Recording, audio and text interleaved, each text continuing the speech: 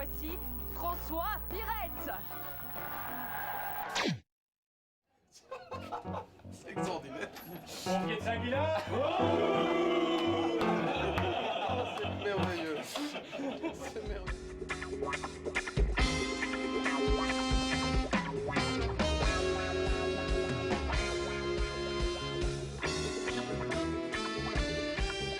Bonsoir, ce soir nous recevons notre grand chef bien-aimé Guy Verhofstadt. Guy Verhofstadt, le Premier ministre le plus jeune de sa génération, le néerlandophone le mieux compris des Wallons qui ne parlent pas le flamand, celui à qui Elio Di Rupo ressemblerait peut-être s'il était teint en blonde. Guy Verhofstadt, bonsoir. Bonsoir.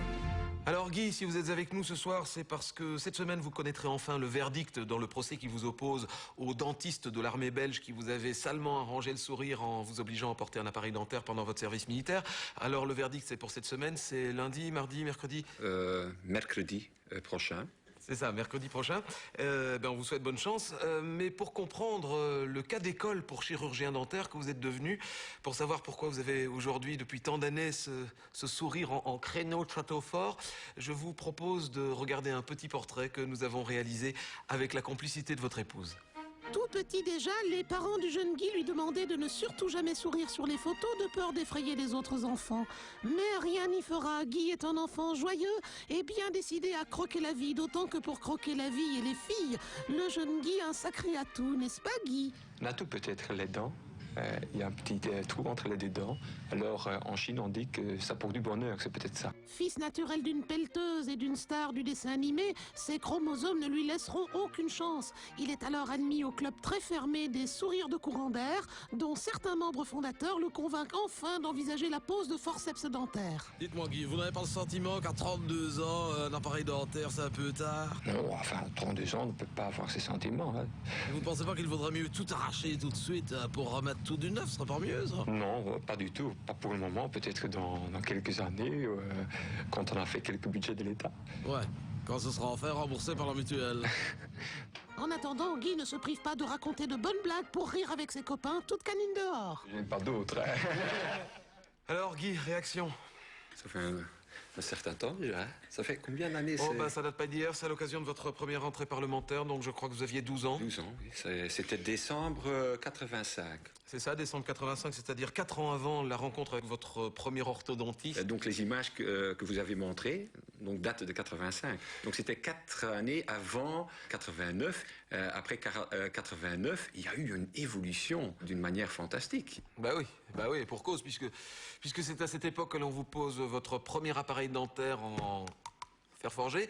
Ne croyez-vous pas que ça aurait été légèrement différent, que vous auriez eu moins de soucis si on vous avait posé votre premier appareil comme tous les enfants vers 9 ou 10 ans?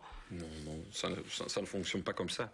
Ah bon, et que pensez-vous de ce projet de faire porter un appareil dentaire à tous les enfants pour être sûr que jamais ils n'auront votre sourire de lapin? Mais là, je dois vous dire que je suis pas très en faveur de tout ça. Moi, Donc vous pensez que si on ne vous avait pas emmené chez le dentiste avant le service militaire, que ça n'aurait rien changé? Je ne sais pas s'il y aurait une grande différence. Et naturellement, ça aurait été mieux.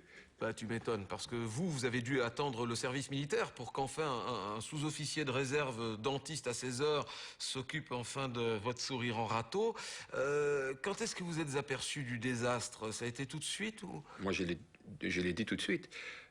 Il apparaît très clairement dès le début qu'il y a une responsabilité à divers niveaux, parce que vraiment, c'est qu'il y a eu des fautes à différents niveaux dans l'armée. Oui, mais ça, on sait tout ça, parce que vous vous êtes déjà exprimé longuement sur le sujet. Ce qu'on ne comprend pas, c'est pourquoi alors accuser M. Flao, qui n'était pas ministre de la Défense à l'époque, mercredi, est-ce que vous allez malgré tout continuer à l'attaquer?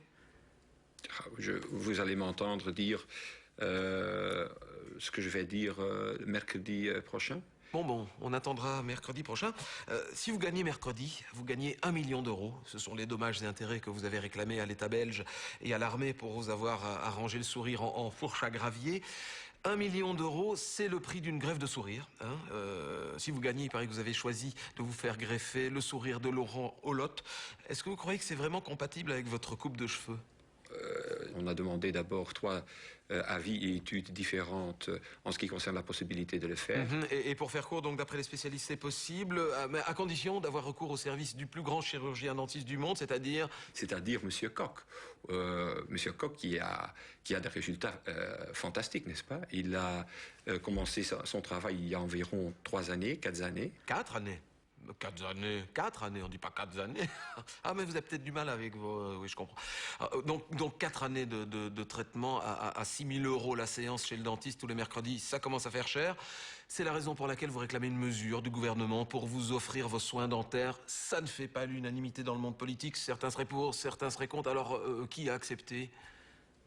Je dirais presque tous les partis politiques dans notre pays, tant dans le Parlement flamand que dans le Parlement fédéral, étaient en faveur d'une mesure pareille. Eh bien, c'est M. Di Rupo qui, à un certain moment, disait non, pas question.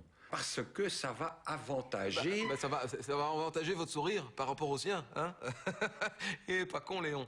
D'ailleurs, je me suis laissé dire que depuis qu'on vous arrange un peu les dents, les femmes se retourneraient enfin sur votre passage. Alors, ça doit être un peu neuf pour vous. Quel effet ça fait ?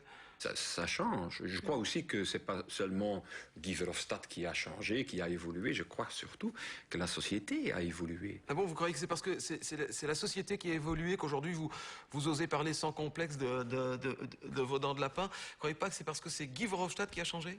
Je veux dire simplement, certainement j'ai évolué, mais je crois aussi que il y a parfois une énorme, comment dirais-je, attitude conservatrice pour parler de ces choses-là. Bien sûr.